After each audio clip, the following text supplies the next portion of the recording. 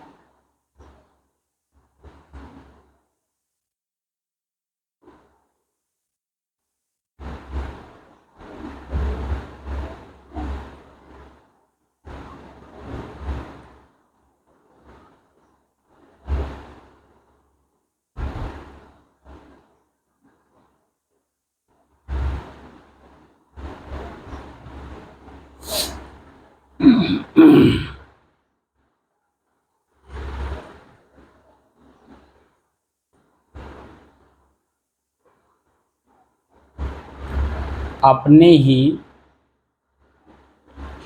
चंचल मन, दुखी मन, पीड़ित मन, आत्मग्लानि में डूबे हुए मन को एकाग्र, स्थिर एवं शांत करने की दृष्टि से साधना करते करते आज 687 दिन हो गए। तारीख 25 सितंबर सन 2023, दिन सोमवार, सायंकाल का समय।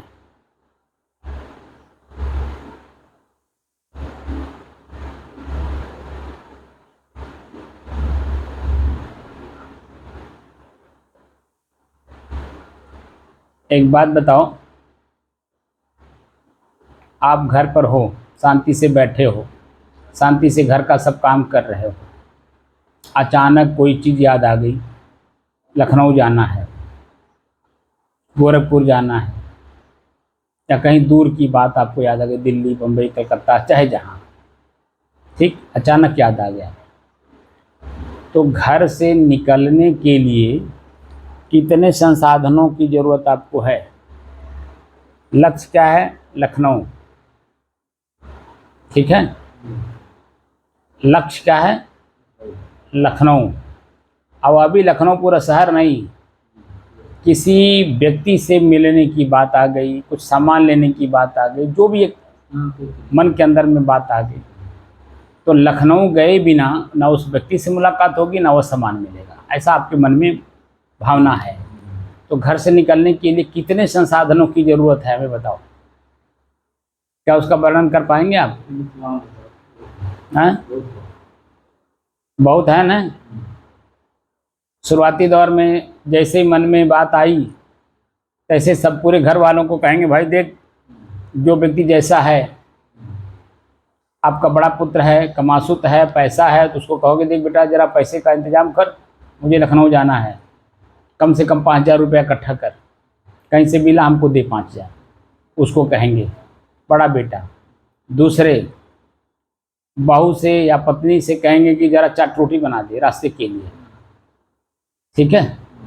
दूसरे, बेटी से आप कहेंगे कि बेटी ज़रा मेरा बैग सेट कर दो, कपड़ा रख दो, बंडी, चद्दर, कच्छा, बनियान, एक जोड़ा पैंट शर्ट, ये सब तैयारी करोगे कि नहीं करोगे? सब संसाधन हुए कि नहीं? घर से निकले सब संसाधन लेकर के, पैसा भी ले लिए, जेब में रख लिए और मन में बना करके चल दिए। सड़क पे खड़ा हुए, सड़क पे जाने, लखनऊ जाने के लिए जो आपके पास जो सड़क है वो 4 लेन है।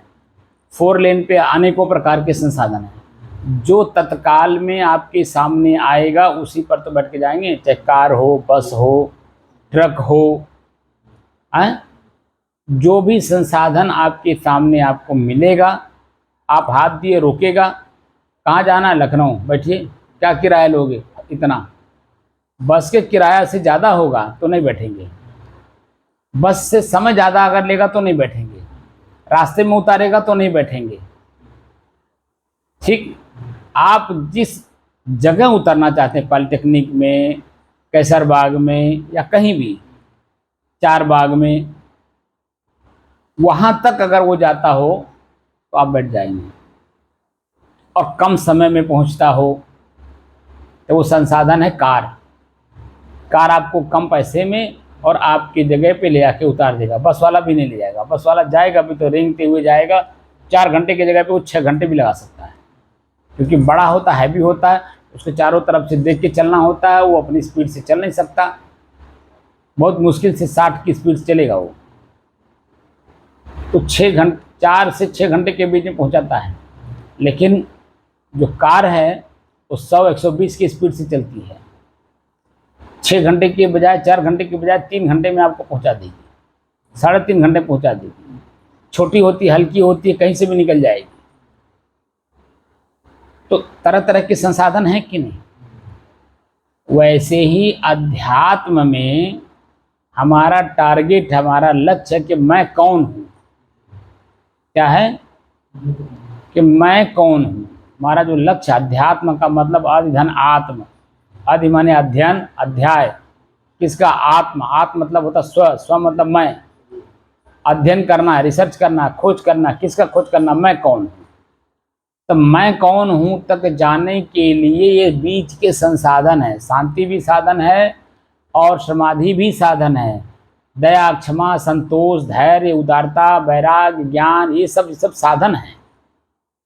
ये आपके अस्थाई जगह नहीं है जो मैं का परिचय देता है, वो तो खाली संसाधन है। उन संसाधनों का जब प्रयोग करेंगे समय समय से तो एक चीज होता है, मन प्रसन्न होता है, आगे काम करने के लिए उत्साह देता है, उमंग आती है, प्रसन्न मुद्रा में वो कार्य किया जाता है, ये सब मिलता है। बाकी मैं कौन हूँ का परिचय नहीं देते, खाली संसाधन है। ठीक है ना?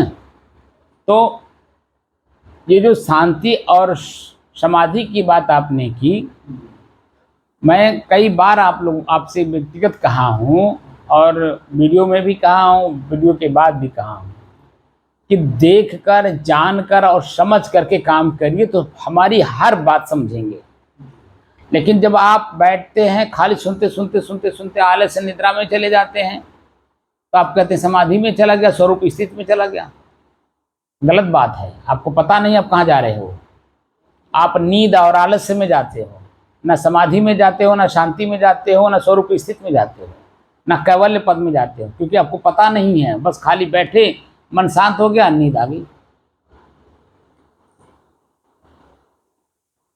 ऐसे करते हो, ये आपके लिए ये घातक है। जो जहां आप जाना चाहते हो उसके लिए ये बाधक है।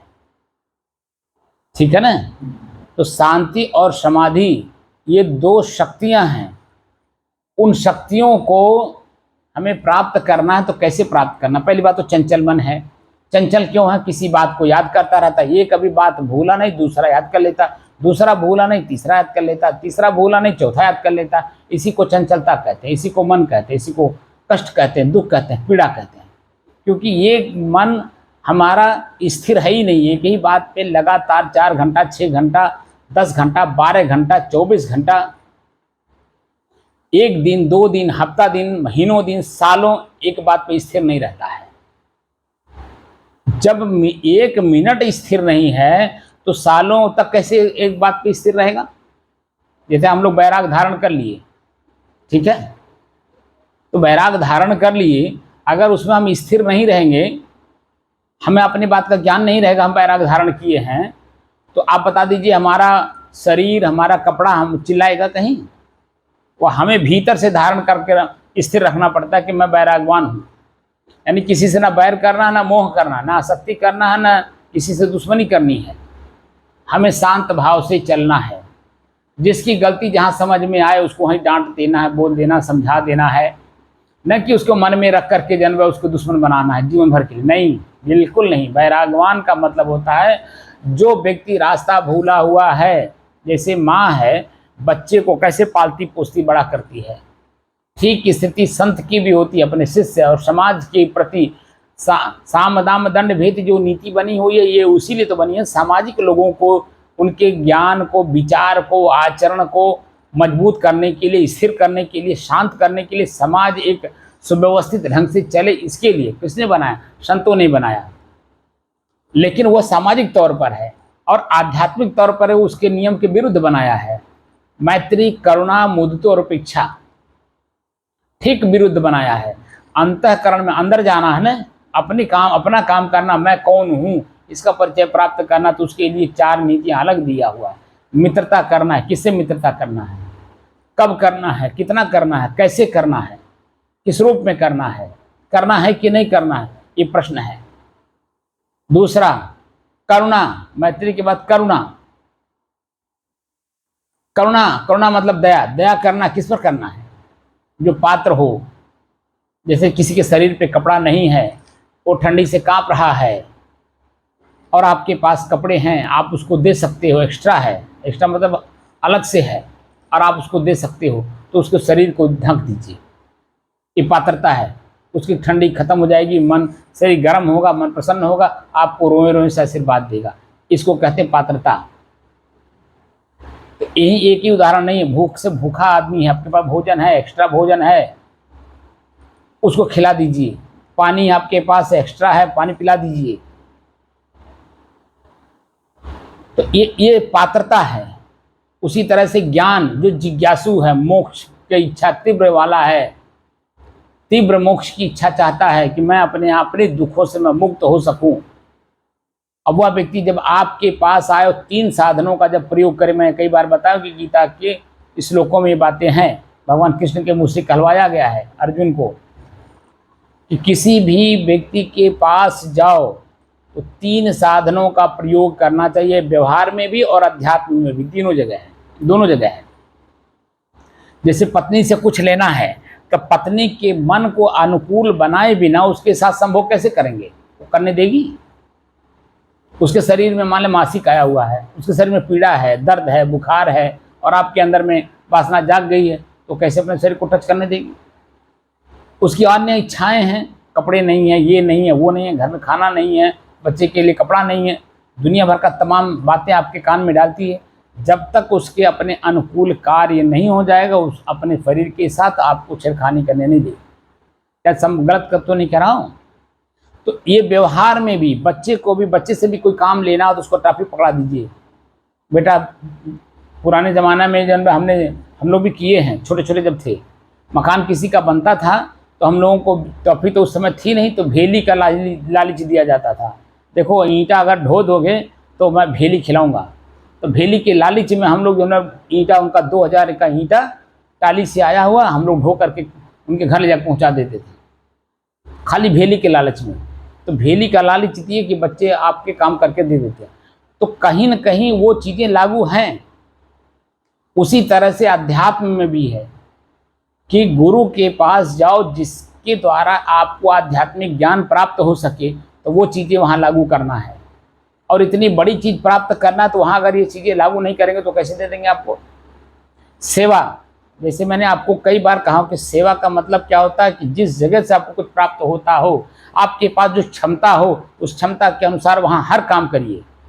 एक तो जानवर क्या नाम है आपका, लेटरिन बनाने में तो आपको सालों लग गया, आपने तो कुछ सेवा ही नहीं किया, लेकिन फिर भी मैं अपनी बात आपके कान में डालता हूँ। आपको नहीं डालता, मैं विश्व को इस बात आपके माध्यम से समझाता हूँ। अभी तो आपके अंदर में पात्रता ही नहीं है, वो उमंग, वो उत्साह, वो जो कि पूरे विश्व की सबसे बड़ी शक्ति आपको मिल रही है, लेकिन वो शक्ति आपके अंदर में कैसे घुसेगी?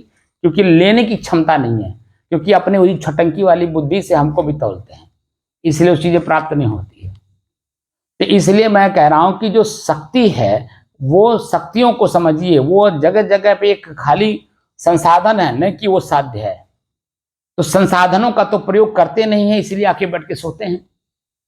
तो सोने से, आलस्य में जाने से ये आपकी स्वरूप स्थिति नहीं बनती है, वो देखकर, जानकर और समझ करके जब करते हैं तब बनती है। तो शांति का मतलब होता है जब आप अपने मन के कमियों को देखते हैं तो द्वंद होता है, पीड़ा होती है, और पीड़ा को जन्म जैसे श्वास को देखना शुरू करते हैं, वो सारी बातें भूल जाती हैं। तो जब जैसे वो बातें भूलती हैं पीड़ा वाली, तो देखिए उस समय में आप अगर देख के काम करते हैं ना, तब तक बहुत आगे बढ़ गए होते हैं। लेकिन आप वो मेरी बात को तो स्वीकार करते ही नहीं है, बस खाली बैठते हैं, बस आकर के सुनते हैं। मैं जैसे करने के लिए कहता हूं सब बिल्कुल नहीं करते हैं, ठीक विपरीत काम करते हैं। तो इसलिए वो बात को पूरा नहीं समझ पाते।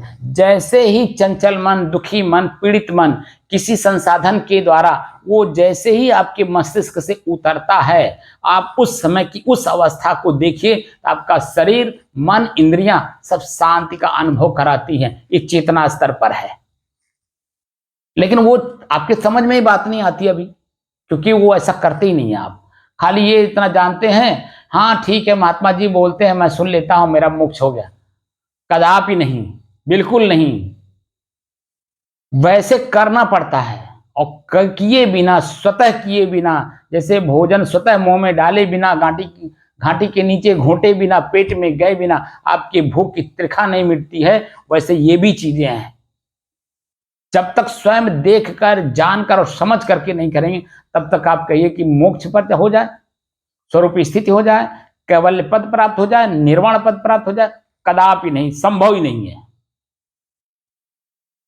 आप क्या, पूरा विश्व उसी के पीछे पड़ा हुआ, लेकिन जानता नहीं, समझता नहीं, करता नहीं, कराता नहीं। कराने वाला भी उस बात को नहीं समझता है कि वास्तविक स्थिति क्या है। बाहरी फोकस में चला जाता है। जैसे ही जन्म साधु बना, त्याग परंपरा में आया, जटाजूट रखा या बाल बना लिया या जो भी किया, कपड़ा लाल पहन लिया, समाज को कह दिया कि मैं साधु बन गया, और अपने आप को बन गया सिद्ध, आशीर्वाद देते घूम रहा है और अपने भीख मांग रहा है। अरे जो उस पद पर पहुंच जाता है उसको मांगने की जरूरत नहीं होती है, उसकी अपनी इतनी ऊर्जा होती है कि अपनी वो प्रारब्ध पे जीता है, और अपने प्रारब्ध को वो कहीं से भी खींच के लेके चला आता है। उसके अपने आप उतनी शक्ति होती है कि खींच करके लेके चला आता है। आपको उदाहरण, एक छोटा सा उदाहरण देता हूं। आपने तो बहुत लोगों को देखा होगा, लेकिन एक छोटा सा एग्जांपल देता हूं। बना बाबा जो अजगैबा वाले थे, वहां बताते हैं कि वो तो अपने मस्त रहते थे, समाधि में एकदम बिल्कुल अपने स्वरूप, समाधि नहीं स्वरूप स्थिति में लीन रहते थे। और सब जो भी लोग जाते थे उनके सामने सर झुकाते थे और अपने मनोकामना करते थे, कहे वो जान जाते थे और कहते थे तथास्तु। बस एक का शब्द बोलते तथास्तु, हमारी तरफ प्रवचन नहीं देते थे, और उनकी मनोकामना पूरी हो जाती थी। लोग जो है, मैंने सुना है पहले कहार भार होता था ना, भारों के माध्यम से 40-40 भार, एक महिला जन्म है, वो उसको बच्चा नहीं हो रहा था, बच्चा हो गया तो 40 भार बड़े बड़े खोना में दही, चूरा, चावल, दाल, आटा, सब्जी, मसाला सब लेकर के 40 लोगों को लेकर के आई थी। हमारे गुरुजी जो साक्षात देखे थे वो हमको बताए थे। वो कहीं नहीं गए, लेकिन उनकी प्रारब्धानुसार सारी शक्तियां देखिए खींच करके उनको लेके चली आती हैं। उनको कहीं जाना नहीं होता है। और ये जो घर घर जा करके हम लोगों की तरह ज्ञान दे दे करके जो अपनी इच्छा पूरा करते हैं, ये तो अधूरे लोग हैं। अधूरा क्या, कुछ भी नहीं जानते, ABCD भी नहीं जानते उसका। खाली ये है कि घर छोड़ दिए, पत्नी छोड़ दिए, बच्चा छोड़ दिए। अब लोग जो है उनको मान लिए कि साधु हैं। महाराज जी हमारे यहाँ, महाराज जी हमारे यहाँ, महाराज हमारे यहाँ भंडारा है, महाराज हम भंडारा कई चाहते हैं। आप अपना सेवक भगत लेकर के आइए, संतों को लेकर के, बस उसी में मस्त है। ये बाहरी चीजें, बाहरी फोकस है, इससे आपका कुछ कल्याण नहीं होना है। ये सब चीजें अधूरी चीजें हैं। अधूरा व्यक्ति अधूरे में उलझ जाता है, क्योंकि वो लगन नहीं है। मैंने आपको उदाहरण दिया था ना, एक सदगुरु विशाल साहब के जो भवयान है, उसमें जो भवयान में या मुक्ति द्वार में एक कथा उन्होंने उसका जिक्र किया है कि एक राजा अपने राज्य में ढिंढोरा पिटवाता है कि जो मेरे पास तक आ जाएगा मैं उसको अपना पूरा राजपाट दे करके और मैं संन्यास धारण कर लूँगा, भजन करने जंगल में चला जाऊँगा। तो पहली बात तो कोई उसकी बात सुनता ही नहीं है, ये क्या बोल रहा है। फिर दूसरी बात, लोग समझते हैं कहीं राजा मूर्ख तो नहीं हो गया, पागल तो नहीं हो गया। लेकिन जब वो कई महीनों तक ढिंढोरा पिटता रहा, तब लोगों में कुछ विश्वास हुआ कि भाई कह रहा तो हो सकता है सही कह रहा हो। लोग चलने लगे, चलते गए। और कितना चालाक था वो, अपने महल के बीच से लेकर के चारों तरफ 4 रास्ता उसने बनवा रखा था और बाकी रास्ते सब बंद कर दिया था, खाली गेट के माध्यम से अंदर घुसना था। तो चारों गेटों पर उसके पास विश्व की जितनी संसाधनें थी सबको फ्री कर दिया था कि कोई भी अगर यहाँ तक आता है, अगर वो खाना चाहता तो खाने दीजिएगा। लेकिन उसमें नियम बांध दिया था कि जो कोई भी हमारे किसी भी फ्री वस्तु को छुएगा तो आगे नहीं जा सकता, यानी मैं तक नहीं पहुँच सकता, यानी राजा तक नहीं पहुँच सकता। बस वहीं से या तो वापस कर दिया जाएगा या तो अरेस्ट कर लिया जाएगा, उसको दुख पीड़ा दिया जाएगा, प्रताड़ना दिया जाएगा। ये उसमें नियम था। तो पहली बात तो कोई चलता नहीं था, विश्वास नहीं करता था। विश्वास किया, चलने लगा। जब लोग गए, गेट पर पहुँचे तो देखे सब कुछ फ्री है। तो कोई खाने में, कोई सुनने में, कोई चखने में, कोई भोगने में, कोई ताश जुआ खेलने में, कहीं न कहीं लोग उलझ जाते थे। और 4 बच्चे ऐसे करते करते कई साल बीत गया। तो 4 बच्चे खेत में, सिवान में, नदी के किनारे पे गाय भैंस चरा रहे थे। वो लोगों ने भी उनके दिमाग में बात आ गई कि अभी तकले कोई राजा तक पहुंच नहीं पाया और अभी तक ढिंढोरा पीटा जा रहा है। 2 साल बीत गया, 3 साल बीत गया, 5 साल बीत गया। चलो कोशिश करते हैं, हम लोग चलते हैं, क्या हम लोग चला जाए। तो 4 बच्चे मन मजबूत करके चलने लगे। घर मतलब जहाँ थे वहाँ छोड़े, गांव छोड़े, अपना एरिया छोड़े, जवार छोड़े, रास्ता चलते गए। राजा के गेट पर पहुँचे। गेट पर पहुँच करके जैसे अंदर घुसते हैं, उसमें से एक मित्र ने कहा कि मित्र बहुत तेज भूख लगी है, हो तो समोसा खा लें और 5 मिनट रुको, मैं अभी लौट के आता हूँ। वो गया तो वहाँ जो नियम था उस नियम में वो बंध गया। खाया तो सही, पेट भूख मिट गई, लेकिन दोबारा वो अपने मित्र के साथ आगे बढ़ने के लिए सक्षम नहीं था, क्योंकि नियम में बंध गया। उन्हें अरेस्ट कर लिया गया, आगे नहीं जा सकता। आगे बढ़े तो दूसरा जलेबी देख करके आकर्षित हो गया, तीसरा अन्य चीज़ों में आकर्षित हो गया, लेकिन चौथा एक जो था जिसने दृढ़ संकल्प कर लिया था, नहीं मुझे जाना है तो जाना है, और मन में ये सोच लिया कि अगर राजा मिल गया तो ये तो सब कुछ मेरा ही हो जाएगा ना, तो मैं जीवन भर के लिए हो जाएगा, एक समय के लिए नहीं, जीवन भर के लिए हो जाएगा। और अगर राजा न भी मिले, यानी न भी ये चीज़ दे, तो कम से कम राजा का दर्शन तो कर लेंगे, कुछ तो हमारी गरीबी कटेगी, कुछ दे देगा, एक सोने का सिक्का ही दे दे, हमारी गरीबी कट जाएगी, एक हीरा ही दे दे, एक पन्ना ही दे दे, पुखराज दे, कुछ भी तो दे देगा जिससे हमारी गरीबी कट सकता। अगर नहीं कुछ देगा, नहीं कुछ हमें मिलेगा, खाने को भी ना मिले, कपड़ा भी ना मिले, सोना चांदी हीरा मोती पन्ना पुखराज भी ना मिले, राज्य भी ना मिले, तो कम से कम अपने राजा का तो मैं दर्शन तो कर लूँगा। जब इतनी ऊंची भाव लेकर के वो चला तो दृढ़ संकल्पित होकर के किसी चीज में आसक्त नहीं हुआ, तब जाकर के राजा के पास तक पहुंचा। और जब राजा के पास पहुंचा तब राजा गदगद हुआ, प्रसन्न हुआ, कहा कम से कम कोई तो आया है, इसका मतलब ये पूर्व जन्म का बहुत बड़ा तपस्वी महात्मा है और इसके हाथ में बागडोर देने में मुझे कोई आपत्ति नहीं है। फिर जैसे ही राजा के पास वो पहुंचा और राजा जो है अपने पास पहुंच करके जैसे उसे देखा, सारी चीज़ें एकदम बंद कर दी गई। जो लोग जहाँ पे अरेस्ट थे उनको छोड़ दिया गया, सारी चीज़ें बिल्कुल एकदम जो फ्री थी सब हटा दी गई, दरवाजे खोल दिए गए, गेट जो बंद था सब खोल दिए गए, सामान्य अवस्था बना दी गई। राजा उस बच्चे को राजपाट समझाने के लिए, चलाने के लिए 1 महीना रुक करके पूरा नीति नियम सब कुछ समझाने के बाद फिर उसे राजगद्दी पे बैठा करके सभी लोगों के सामने, और फिर वह जंगल चले जाते हैं, भजन करते हैं। यह एग्जाम्पल है। मतलब महाराज, महाराज का मतलब संत। संत अपनी स्थिति, अपनी राज्य गद्दी देना चाहते हैं, अपने तत्व को देना चाहते हैं, स्वरूप स्थिति कराना चाहते हैं, आत्म स्थिति कराना चाहते हैं, आत्मबोध कराना चाहते हैं, ज्ञान कराना चाहते हैं, जानकारी देना चाहते हैं। लेकिन चलने वाले विश्वास पहली बात तो नहीं करते, दूसरी बात विश्वास भी करते हैं, चलते भी हैं, भक्त भी बनते हैं, तो खीर पूड़ी सब्जी में उलझ जाते हैं, आश्रम में भक्त बनने में, गुरु चेला बनने में, इसमें उलझ गए। अरे कोई सुज्ञ जीव अपने तक पहुंचता है। अरे संजोग अच्छा है आपका कि कोई सुज्ञ संत आपको मिले हैं जो इस तरह की पूरी परिभाषा सिखाते हैं। तो सीख करके, जान करके, समझ करके और अपने जितनी भी आसक्तियां अंदर में हैं सबको ध्वस्त करिए और अपने आप में पहुंच करके तो देखिए, देखकर, जानकर और समझकर चेतना में आकर के देखिए, तब समझ में आएगा कि वास्तविक स्थिति क्या है और हम जा कहाँ रहे हैं। अधूरा ज्ञान, अधूरा कोई भी कार्य आपके हित का नहीं है, और जो अधूरे काम को प्रशंसा करता हो इसका मतलब वो परिपक्व गुरु नहीं, वो परिपक्व उस्ताद नहीं है, जो अधूरे काम में आपका प्रशंसा करता हो। ये जो बैठते हैं आप, नींद में आ जाते हैं, ये स्वरूप स्थित नहीं है, ये नींद है, ये बाधक है, ये बंधन है, ये ब्रेकर है, आपको अपने तक जाने नहीं देता, क्योंकि चेतना में नहीं आने देता है। वो जो पूर्व की स्थिति आपकी है वह स्थिति आज भी आप लागू किए हैं। जैसे आप ही कहते थे ना, मैं जब घर पे आता हूँ तो हमको नींद के अलावा कुछ नहीं आता, खाना खाए सो गए।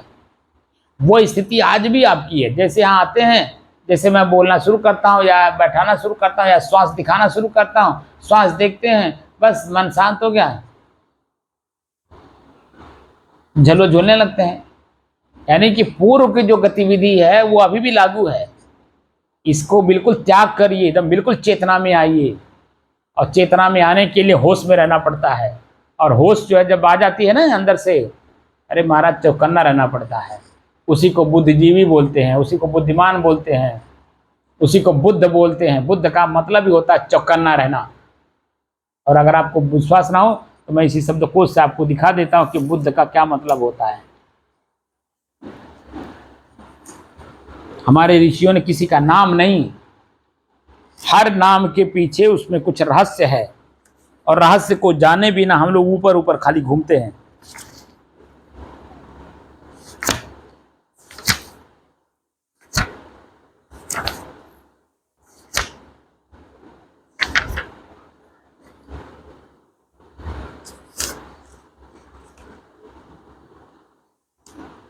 देखिए, बुद्ध शब्द का जो अर्थ दिया हुआ है शब्दकोश में, ये बृहत हिंदी कोश है, इसमें लिखा हुआ है। मैं कोई अपने घर से नहीं कह रहा हूं।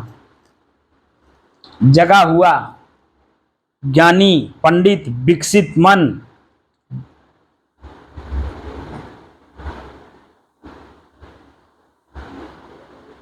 जगा हुआ, ज्ञानी, पंडित, विकसित मन, विकासशील मन, स्वरूप स्थिति में डूबा हुआ मन, उसे बुद्ध कहते हैं। चौकन्ना रहना, जागृत रहना, सुप्त न होना, ये सब अर्थ इसमें दिया हुआ बुद्ध का। समझे कि नहीं आप? इसमें एक भी आप बता दीजिए आप जगे हुए हैं, आकर के सो जाते हैं, बैठ जाते हैं। तो दोनों दो शक्तियां हैं। शांति जब आपको देख करके करेंगे, आपका मन किस बात से पीड़ित है, और उस बात को जैसे ही जो संसाधन बताए गए कि श्वास को देखिए, किसी भी तरह से मन अगर पीड़ित है और उस समय में खाली बैठ करके अपने श्वास को देखिए। श्वास देखना एक साधन है। श्वास को जैसे देखना शुरू करेंगे, मन जो है उधर से भाग करके श्वास पे आके टिकेगा, और जैसे उसको भूलेगा श्वास पे आएगा, तो उस समय में जो हमारी स्थिति बनती है उस समय की भूलना और श्वास पर केंद्रित होना। तो आप देखेंगे कि पूरा शरीर जो भयभीत था, दुखी था, पीड़ित था, मन मस्तिष्क जो है हमारा भारीपन लग रहा था, हमारी जो खून था, खून जल रहा था, नसों में जो तनाव, दबाव, खिंचाव, दर्द महसूस हो रहा था, वह देखेंगे बिल्कुल हल्का हो जाता है, शांत हो जाता है, स्थिर हो जाता है, अरे प्रफुल्लित, प्रसन्नचित, आनंदित हो जाता है, बिल्कुल एकदम मस्त। उसको कहते हैं शांति। और शांत आए बिना समाधि लगेगी कैसे? समाधि का मतलब आपको मैंने बताया था, समाधि जागृत अवस्था की है, चेतना अवस्था की है, वो सुसुप्ति अवस्था की नहीं है। और जागृत अवस्था में समाधि लगती है। सब माने बराबर, आदि माने सुख और दुख। हम सुख का भी और दुख का भी दोनों के समन्वय करते हैं। जो बीच की स्थिति बनती है उसे समाधि कहते हैं। वो जागृत अवस्था में होता है, न किस आंख बंद कर लेने से होता। आंख खुले हुए में जब समाधि लगती है तब उसको कहते हैं समाधि लगती है। यानी किसी को देख करके ईर्ष्या न करना और किसी को देख करके मोह न करना, वो जो बीच की स्थिति है उसको कहते हैं समाधि। और समाधि आजकल कौन लगाता है? जो जजेज हैं वो देखिए समाधि में रहते हैं।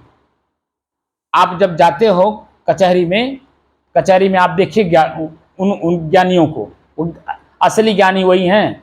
दो पक्ष आता है, दो पक्ष अपने अपनी बात कहता है, दोनों की सुनता है। जज जो है, जो जजमेंट करता है, वो देखिए दोनों की बातों को सुनता है। और प्लस जो है, जो बीच की हमारी जो फाइल है हमारे सामने, उसको भी देखता है, अन्य कई चीजें देखता है, उसके बाद तब जजमेंट करता है। तब देखिए वहां पे न कोई किसी को, जज के ऊपर भी कोई लांछन नहीं लगाता है। लेकिन अगर जज एक तरफा अगर हो जाएगा तो जज के ऊपर भी लांछन लग जाते हैं। ऐसे भी आपने देखा होगा। और आप ही के लोग जब जैसे जान जाते हैं कि एक तरफा जा रहे हैं जज साहब, तो तुरंत ट्रांसफर एप्लीकेशन डाल देता है, वही वकील साहब ही डलवा देते हैं। लेकिन जहां देखते हैं नहीं, दो ईमानदार हैं, बेईमान नहीं हैं, सच्चे हैं, ज्ञानी हैं, समझदार हैं, जानकार हैं, तो वो जो वकील साहब लोग हैं, दोनों पक्ष के वकील साहब कहते हैं नहीं अच्छे आदमी हैं, तो अपने वकील को ले जा करके जो जो काम करना कराना होता सब कराते हैं। तो असली स्थिति जो है उन्हीं की होती है। देखिए 4 घंटा वो बैठते हैं और 4 घंटा में जो है हालत खराब हो जाती है बैठे बैठे, क्योंकि सबकी सुननी पड़ती है। अभी आपको किसी की गलत बातें को सुना दिया जाए, जिस तरह से वहाँ लोग, आप तो देखे होंगे कचहरी में जा करके कि कैसे कैसे जन्म शब्द का प्रयोग करते हैं वकील साहब लोग, कैसी कैसी स्थितियां जैसे आपके सामने आती हैं। एक ही समय में, एक ही दिन में कम से कम 100 फाइलें देखते हैं, 100 तरह की होती हैं, 100 तरह के जन्म वहाँ उनको कान में शब्द सुनना पड़ता है, लेकिन फिर भी देखिए गंभीर रहते हैं, शांत रहते हैं। उसको कहते हैं शांति स्थिति। और वह स्थिति शांति भी है और समाधि भी है। सबकी सुनते हैं और मस्त रहते हैं, मुस्कुराते हैं। गलत बोलने वाले को भी जन्म वो कभी गलत शब्द का प्रयोग नहीं करते हैं, उसको कहते हैं शांत रहना। और वही स्थिति, शांति स्थिति ही अगला क्षण जो है समाधि की होती है, कि दोनों स्थितियों में अपने गंभीर रहते हैं। उसको, उस स्थिति को कहते हैं समाधि। उस स्थिति में कहाँ अभी आप आए? अब मैं लाने की कोशिश कर रहा हूं, लेकिन कहाँ आ रहे हैं?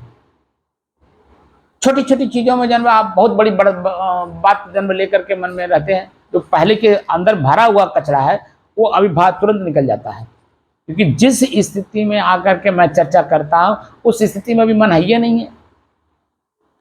अंदर देखिए, बाहर की चीजों को त्याग करना होता है और साथ साथ भीतर की भी चीजों की इच्छाएं, कामनाएं, वासनाएं का परित्याग करना होता है। जो अंदर कचरा भरा हुआ उसको एक एक करके देख देख करके निकालना होता है, तब जा करके वो स्थिति बनती है।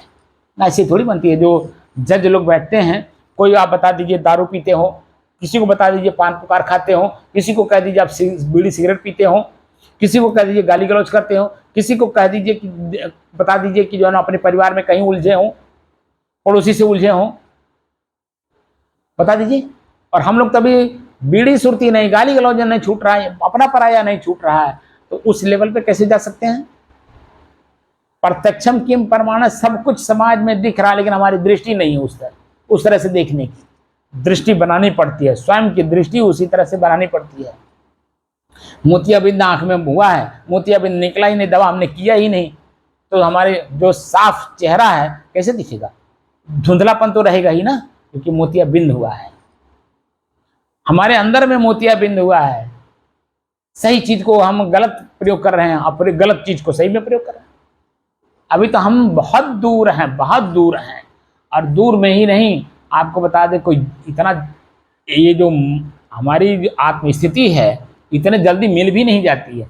बिल्कुल क्लीन करना पड़ता है, साफ करना पड़ता है। सुबह मैंने उदाहरण दिया था, कल वाले शाम वाले में, जैसे मान लीजिए आप गए कहीं बाहर 5 साल लौट तक नहीं लौटे और घर आपका वही है और लौट के आए आप, तो घर में तुरंत पहुंच जाएंगे, साफ करेंगे कि नहीं? पहले बाहर से साफ करेंगे, फिर जब दरवाजा खोल करके कपड़ा उतार करके जब पूरा घर साफ करेंगे, तब जा करके जब पूरा साफ हो जाएगा, आपके अनुकूल हो जाएगा, अपने शरीर पे जो कचरा लगा हुआ, जो कपड़ा गंदा हुआ उसको धोएंगे, नहाएंगे, तब जा करके आराम मिलता है, शांति, सांस लिया जाता है।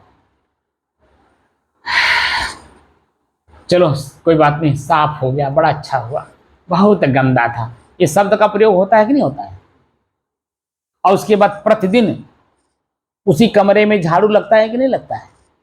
चाहे सुबह लगाए, चाहे दोपहर को लगाए, चाहे शाम को लगाए, लगता है कि नहीं लगता है? चाहे आप लगाइए, चाहे नौकर लगाए, चाहे परिवार का कोई सदस्य लगाए, लगता है कि नहीं लगता है? ऐसे ये घर है, ये महल है, इसमें भी झाड़ू लगाने की जरूरत है। कचरा हमने भर रखा है, कचरा तो साफे नहीं किया, पहले तो कचरा समझे ही नहीं, उसी कचरे में रह करके अपने आप को जब हम मस्ती ले रहे हैं, उसी कचरे को ही सब कुछ हम मान रहे हैं। और कचरा से तो हम साफ अपने को किए नहीं। गांव का लड़का और शहर के लड़के में कितना अंतर है? गांव का लड़का धूल माटी गर्दा से और नेटा पोटा से, हमें आप देखिए कहीं भी तो एकदम उसी में वो खेलता रहता है, पूरा धूल गर्दा मट्टी कचरा कुल लगाए रहता है, कनई उन्हें सब लगाए रहता है, सिर पे कपड़ा भी नहीं रहेगा और उसी में खेलता है मस्त होकर के, मगन होकर के। लेकिन शहर का बच्चा, एक आपका बच्चा, एक समझदार का बच्चा, इसको बड़मा नहीं कहते, उसके बच्चे को आप देख लीजिए, माँ अपने बच्चे को अपने साथ साथ लेकर के हर बात उसके कान में प्रेम से डालती है। और आपके बच्चे देख लीजिए, बच्चा पैदा हुआ नहीं कि उसको छोड़ दिया जाए, भाई खेल आओ, झंझटिए बा, खाना नहीं बनावे दे तो बा, झाड़ू नहीं लगावे दे तो बा, है ही नहीं कर, बता दीजिए क्या सीखेगा बच्चा? और वही बड़मनई के घर में माँ गोद में ली रहती है, झाड़ू लगाएगी, साथ में मम्मी क्या कर रही हो? झाड़ू लगा रहे हैं, सफाई कर रहे हैं। बेटा बिना साफ किए कैसे बैठोगे? हम गंदा लग जाएगा, कपड़ा गंदा हो जाएगा, तुम्हारा शरीर गंदा हो जाएगा, पैर गंदा हो जाएगा, छी कैसे बिस्तर पे जाओगे? बड़े प्रेम से समझाती है। उसमें और आपकी में कितना अंतर है? सब कुछ सामने है, हमारी दृष्टि नहीं कि हम उसको उस तरह से देख सकें, उस तरह से जान सकें, उस तरह से कर सकें और अपने आप को उस तरह से बना सकें। सब कुछ रामायण में गोस्वामी तुलसीदास जी ने बड़ी अच्छी लाइन लिखी है, सकल पदार्थ है जग माही और कर्महीन नर पावत नहीं। कैसे पाएगा? बोलिए। उदारता, इतनी उदारता हो, इतनी उदारता हो कि पूछिए मत, खाली करिए, एकदम बिल्कुल खाली करिए, चाहे अच्छा हो चाहे बुरा, सबको खाली करिए। अंदर की शक्तियों को प्राप्त करने के लिए जो भीतर में कबाड़ है साफ करना पड़ता है, तब जाकर के वो स्थिति प्राप्त होती है। खाली ऐसे आंख बंद कर लेने से, अभी जब मैं कल सुबह जो है ये जो बीजक में जो कहरा प्रकरण है, 8वां कहरा है, जब मैं कल सुबह बताऊंगा, 7वां कहरा नंबर है, इसकी जब व्याख्या करूंगा तब सुनिएगा कि इसमें क्या क्या इन्होंने लिखा है और कैसे कैसे लोग समाज में कपड़ा पहन करके स्वयं बेवकूफ़ हैं और समाज को भी बेवकूफ़ बना रहे हैं, स्वयं भी दूषित है, समाज को भी दूषित कर रहे हैं, स्वयं गंदे हैं, स्वयं मांसाहार करते हैं, बाहर से फोकस करते हैं, देखो मैं साधु हूँ, और अंदर कबाड़ भरे हैं। इसी की पूरी व्याख्या है जो सुबह भी और इतने टाइम में जो मैंने 1 घंटा लगाया है, 1 घंटा सुबह और शाम, उसका अर्थ निकालने में एक शब्दों का मैं जो अर्थ निकाला, तब मेरे समय और बाप रे बाप क्या हो रहा है, अब क्या हम क्या अब तक पढ़ते रहे और ये क्या कह रहा है? क्योंकि एक शब्द के बारे में परखने की बात कबीर साहब ने कहा है कि शब्द बहुअंतरे सार शब्द मत लीजिए, जो चाहो निज तत्व को तो शब्द ही ले ऊपर रख। शब्द को परखने की बात करते हैं। जब मैं शब्द को परखने लगा, अर्थ देखने लगा, ढूंढने लगा, उसकी व्याख्या देखने लगा, तो मैंने कहा अरे बाप रे, ये भी क्या कह रहे हैं? और हमारे समाज में यही हम ही लोग जो है समाज को कहाँ से कहाँ पहुँचा दिए हैं, गर्त में पहुँचा दिए। गर्त मतलब नरक होता है। हर व्यक्ति को दुखी हमने खुद किया है। हम खुद समझदार बनते हैं और समझदारी ऐसा हमारे अंदर में है कि हम समाज को अपनी समझदारी ले आकर के घुसेड़ दिए, और सारे लोग कहाँ खुशहाल थे, प्रसन्न थे, आनंदित थे, अपने काम में मस्त थे, और उनको अपने में ले जाकर के मैं नारद की तरह झगड़ा लगा दिया। और झगड़ा लगा करके पूरा परिवार आपस में, देखिए पत्नी पति से गुस्साती है, पति पत्नी से गुस्साता है, और दोनों में इतना जन्म द्वंद हो गया कि आज बिछो हो रहा है। जो कि हमारे एक अच्छे संबंध थे, पति पत्नी का संबंध 7 जन्मों तक जीने मरने का कसम खाया जाता है, और पता चला कि महीनों सालों नहीं चला। तो किसने किया? ये समझदारों ने ऐसा समझदारी समाज में प्रस्तुत कर दिया कि पति पत्नी आपस में जन्म झगड़ा कर रहे हैं, गुरु से सपने में जन्म कट मर रहे हैं, गोली चल रही है, मठ मंदिर के लिए गोली चल रही है। क्या कर रहे हो भाई? आए हो अपरिग्रही बनने, जो अंदर में भरे हो कचरा उसको खाली करने, पता चला और भर रहे हो। क्या करोगे? वही करोगे जो तुम्हारा मन करेगा। गुरु के पास भी शिष्य जाता है, मैं खुद भी देखा हूं और मैं देख भी रहा हूं, और कहीं भी आप जाकर के भी देख लीजिए, गुरु को शिष्य अपने अनुसार चलाना चाहता है। हमारी जात के हों, हमारे बिरादर का हों, गुरु जी के बड़े पहुंच ऊंचा है, एक तो फोन कर देंगे, एक तो कह देंगे, या उन्हीं गुरु जी का नाम ले लेंगे, हमारा ये काम हो जाए। बताइए क्या हो रहा है? गुरु का मतलब प्रकाश होता है, अंदर ज्ञान दिया जाता है कि तुम जो कचरा अंदर में भरे हो, प्रकाश में उसको निकालो, ज्ञान से निकालो, जानकारी से निकालो, देख कर निकालो, जान के निकालो, समझ करके निकालो। जो कचरा रखे हो, जो रखने वाली चीज उसे रखो, जो निकालने वाली चीज निकाल दो। ज्ञान उसको कहते हैं, जानकारी उसको कहते हैं, तब ना स्थिति बनती है। लेकिन अभी हम लोग उस लेवल पे कहाँ हैं? खाली कहने के लिए नहीं। जिस दिन वो उस लेवल पे आ जाएंगे ना, अरे फिर पूछना ही क्या है, जीवन हमारा धन्य हो जाता है। और मैं खुद अपने आप को अनुभव कर रहा हूं, तब मैं इतनी बड़ी बड़ी बात बोल दे रहा हूं। नहीं तो हमारे अंदर में भय रहता, मैं भी जन्म हुई चापलूसी करता। मुझे चापलूसी चाहिए ही नहीं, और न करना है मुझे किसी की चापलूसी। क्योंकि मैं जब संत धारण पद धारण कर रहा था, साधु बन रहा था, उस समय मैंने अपने दृढ़ प्रतिज्ञा कर लिया था कि शरीर त्याग दूंगा, लेकिन मैं कोई भी काम कोई करवा ले मैं नहीं करूंगा। शरीर त्याग दूंगा, भले कष्ट से छोड़े तो क्या, लेकिन अनर्गल काम नहीं करूंगा, किसी की बात नहीं सुनूंगा।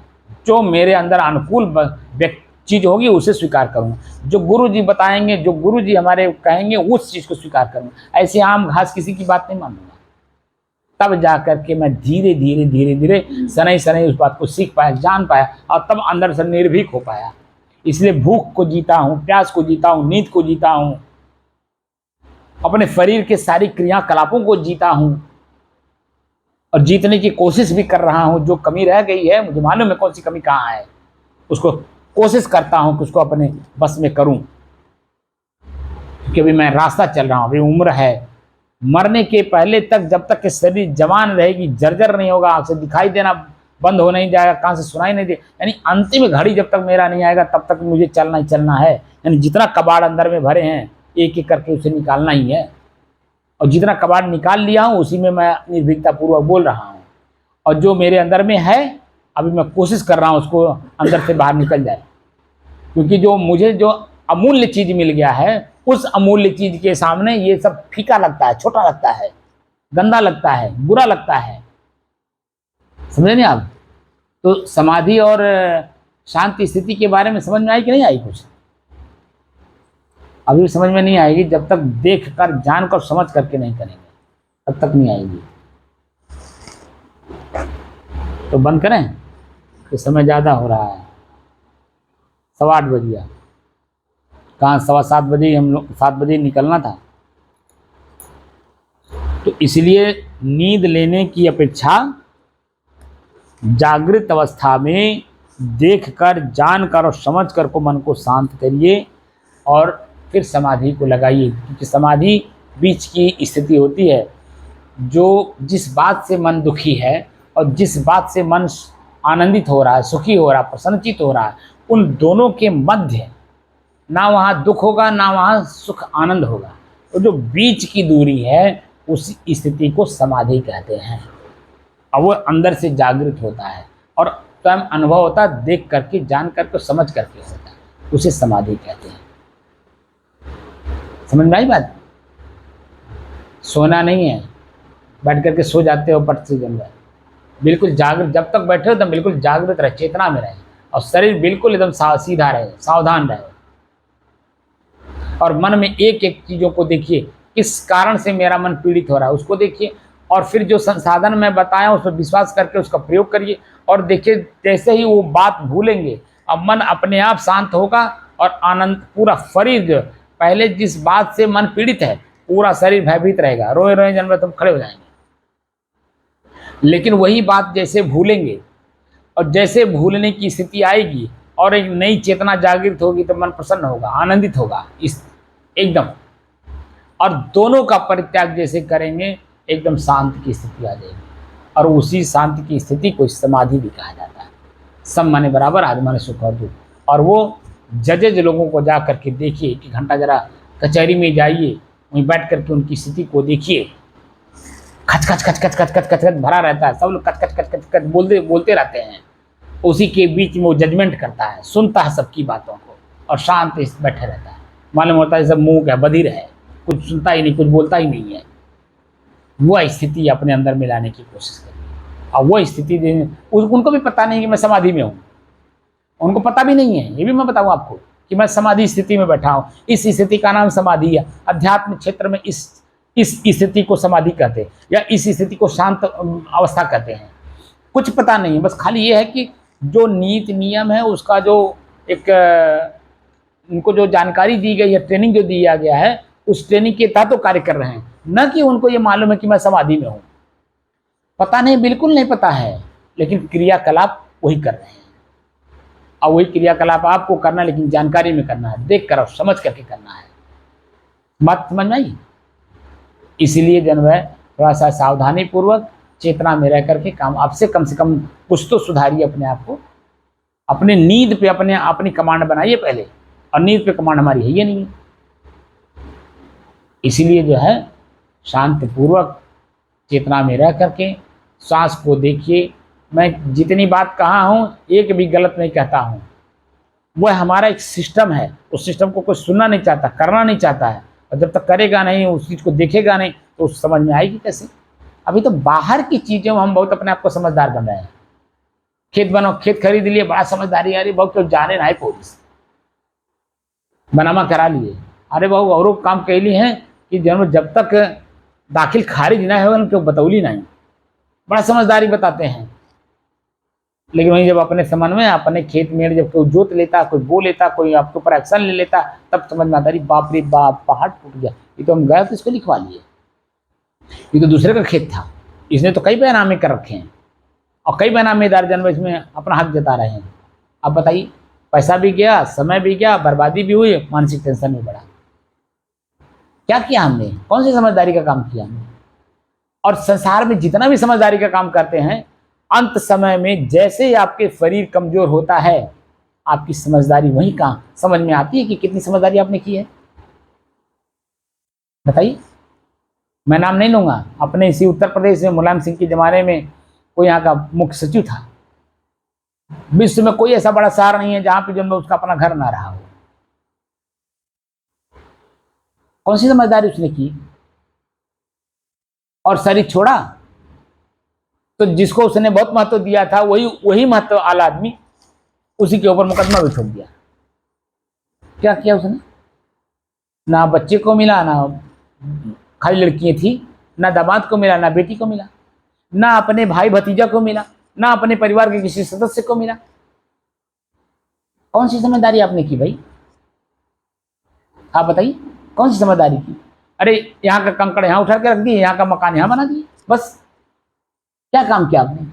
और अपने आप को तो कमजोर करके गए, अपने आप को कमजोर करके गए। और कितनी बड़ी कमजोरी की है, जब अंदर में घुसा जाता तब पता चलता है हम कमजोर हैं कि मजबूत हैं। ये तो बाहर की मजबूती नहीं है। बाहर का मजबूती तो आज है, कल नहीं है। इसी शरीर की कमजोरी देखिए, आज ताकतवर है और कल जैसे सर्दी जुकाम बुखार होता तैसे हमारा शरीर कमजोर हो जाता नहीं। हल्का सा जरा पानी आपने क्या पी लिया शरीर के विरुद्ध, कहीं से चल करके आए और अचानक पानी आपने पी ली बिना शरीर को ठंडा किए, तो सर्दी जुकाम बुखार खांसी तुरंत आ जाता नहीं आ जाता? तो ये शरीर में क्या कचड़ के अलावा क्या है? इसको कौन सा मजबूती करना है? और ये संसार परिवर्तनशील है और एक से एक तीर अंदाज संसार में आए और इसी संसार को अपने बस में करने की कोशिश किए। बता दी किसने कोशिश किसने अपने बस में कर लिया? इसी धूल का एक कण बन करके भले रह गए हों, उसी शमशान घाट में एक मुट्ठा राख जरूर हो गए, लेकिन संसार को अपने बस में नहीं कर पाए, और वहीं चले गए। जो सबके साथ गति हो रही वही उनके साथ भी। इसीलिए अपने आप को अभी भी संभाल लीजिए, अभी भी समय है। और हमारी बात में बड़े कड़वा लगता हो, लेकिन कड़वा घूंट पीने का अभ्यास करिए। जब तक कड़वा घूंट नहीं पिएंगे तब तक शरीर, वैसे भी आप देख लीजिए, जब शरीर में कोई व्याधि आती है तो जो दवा हम लोग टिकिया के रूप में खाते हैं, जरा चबा के खा के देखिए, नीम से भी कड़वा लगता है। खाली घाटी पे रखे पानी से पी गए, समझते दवा खा ली हम ठीक हो गए, लेकिन वो दवा का कभी कड़वापन आपने देखा? ऐसे ही शब्द भी एक दवा है, वो भी कड़वा दवा। जो शब्द रूपी कड़वा को पी करके अपने जीवन को उज्जवल बनाएगा वो सही जगह जाएगा। जो शब्द रूपी कड़वा शब्द को सुन करके और अपने आप को उज्जवल नहीं बनाया, वो कभी बना ही नहीं सकता है। इसीलिए संत कड़वा बोलते हैं, तीर की तरह मारते हैं, सीधे मारते हैं। क्या कर रहे हो तुम? जैसे महात्मा लोग जन अंगुलीमाल डाकू से, क्या नाम है आपके, वाल्मीकि जी से, वाल्मीकि जी ने कहा कि ठहरो। महात्माओं ने कहा मैं तो ठहरा हुआ, तू कब ठहरेगा? बोलिए। महात्मा लोगों ने कहा कि हम लोग तो ठहरे हुए हैं, तू कब ठहरेगा? और वही भाषा जन में महात्मा बुद्ध के साथ अंगुलीमाल ने कहा कि ठहरो। महात्मा बुद्ध ने कहा कि मैं तो ठहरा हुआ, तू कब ठहरेगा? यानी जो क्रिया तुम कर रहे हो, एक क्रिया मैंने करना बंद कर दिया। कभी मैं भी चोर था, मैं भी डाकू था, मैं भी छली कपटी था, लेकिन उस कार्य को मैंने उस काम को करना बंद कर दिया। तो तुम कब बंद करोगे? क्योंकि जब तक इस कार्य को बंद नहीं करोगे तब तक जो वास्तविक स्थिति तुम चाहते हो, उस मानव शरीर का जो असली उद्देश्य है, वो तो प्राप्त नहीं कर सकते हो। तो धीरे धीरे जब वार्तालाप दोनों जनी में होता है, देखिए वही लोग जन अंगुलीमाल डाकू आज जन महात्मा बुद्ध के शरण में चला गया। वही वाल्मीकि डाकू उल्टा नाम जपत जग जाना, अब वाल्मीकि भय ब्रह्म समाना। अपनी क्रियाओं को रोक दिया, अपने क्रियाओं को, जो डकैती डालते थे, जो लोगों को दुख देते थे, पीड़ा देते थे, दूसरे का सामान ले लेते थे, छीन लेते थे, झपट लेते थे, मार देते थे, काट देते थे, वो सारी स्थितियां रुक गई। आज वाल्मीकि जी का नाम बड़े सम्मान से लिया जाता है, क्योंकि संत हो गए, क्योंकि उन्होंने अपनी क्रियाओं को रोक दिया। अंगुलीमाल ने किसी को मारना बंद कर दिया, अंगुली काट करके पहनना बंद कर दिया, छीनना बंद कर दिया, संत हो गया, अपना जीवन कल्याणमय कर लिया। तो संत तीर मारते शब्दों का, और शब्द का तीर जिसको नहीं लगा ना, तो तीर से मार करके भी किसी को घायल कर दोगे, पीड़ित कर दोगे, लेकिन उसको प्रसन्नचित नहीं कर सकते। उसका परिणाम दुख है। साक्षात तीर से मारना, बंदूक से मारना पीड़ा देना है, दुख देना है, उसका शरीर नष्ट करना है। लेकिन शब्द का तीर मार करके उसके शरीर को नष्ट नहीं किया जाता है, उसके मन के अंदर में जो बुराइयां उसको नष्ट किया जाता है। और जब वो अपनी बुराई को खुद नष्ट करता है तो उसी शरीर से उसका परिणाम है प्रसन्नचित होता है, आनंदित होता है, संत हो जाता है, और दूसरे को भी प्रेरणा देता है कि तुम भी बन जाओ, तुम भी संत हो जाओ। लेकिन जो पूर्व जन्म का संस्कारी होता है वही संत बन पाता, सबके बस का भी नहीं है कि सब लोग संत ही बन जाए। हमारी बात कुछ समझ में आई? नहीं आई होगी? साहेब बंदू बंद करिए। कुछ बात समझ में आई जो मैंने उत्तर बताया इतना देर तक? जी। क्या समझ में आया? आया समझ में साहब। अंदर ही टटोलना है। जी जी। अंदर में जो कबाड़ भर रखे हैं, जी एक एक देख करके निकालना है। जी। कौन सी कबाड़ कहाँ पे है, कैसे है, किस रूप में है, अब वो मुझे कितना सुख दे रहा है, कितना दुख दे रहा है, कितना पीड़ा दे रहा है, कितना आनंद दे रहा है। अब वो आनंद, सुख और पीड़ा तो मेरे लिए कितनी देर तक के लिए, कब तक के लिए, क्या इसी शरीर तक है, इस शरीर के बाद भी रहेगा। इस तरह की जब आप खोज करेंगे तब जा करके अपने अंदर का जो कबाड़ है वो बाहर निकलेगा। जब तक कबाड़ बाहर से नहीं निकलेगा, मैं उदाहरण है ना घर का, जी जी, उदाहरण भी देखिए मैंने जब वो जो व्यक्ति, महात्मा जी का व्यक्ति जो राजा, जब राजा ढिंडोरा पूछता है कि मेरे पास आओ, अब मैं पूरा राजपाट देना चाहता हूँ, देकर के मैं जाना चाहता हूँ, भजन करना चाहता हूँ। तो संत लोग जो प्रवचन करके, सत्संग करके, भजन गा करके लोगों को चिताना चाहते हैं कि मेरे पास एक ऐसी शक्ति है कि तुम ले लो, ले करके तुम संसार का सारा सुख भोगो। भजन गा करके वो गा करके उसको खजड़ी पर वो संगीत का नहीं लेते हैं, वो ढोल मजीरा और हारमोनियम लेके नहीं, खदेड़ी पे बजा बजा करके लोगों को सिखाते हैं। कबीरपंथी महात्मा तो खदेड़ी पे बजा बजा करके जो है लोगों को सिखाते हैं। और जो चेत लिया उसका जीवन धन्य हो गया, और जो नहीं सोचा, नहीं उसमें उसको ग्रहण किया, नहीं चिंतन किया, नहीं ग्रहण किया, तो उसका जीवन जो का दोनों ऐसे रहते, खाली मनोरंजन भले कर लिया हो। महात्मा जी बड़ा अच्छा भजन गाए, बहुत अच्छा शब्द लगा। आपने तो आज का शाम बड़ा रंगीन कर दिया, बड़ा अच्छा कर दिया, आनंदित हो, आनंद हो गया।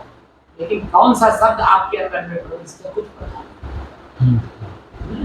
खाली गाने बजाने से सब नहीं होता, लेकिन क्योंकि हमारे महात्मा लोग गा बजा करके लोगों को चिढ़ा रहे हैं, चिढ़ने वाला अगर चिढ़ जाए तो ठीक है, अगर नहीं चिढ़ता है तो उसका दोष है, हमारा दोष थोड़ी है।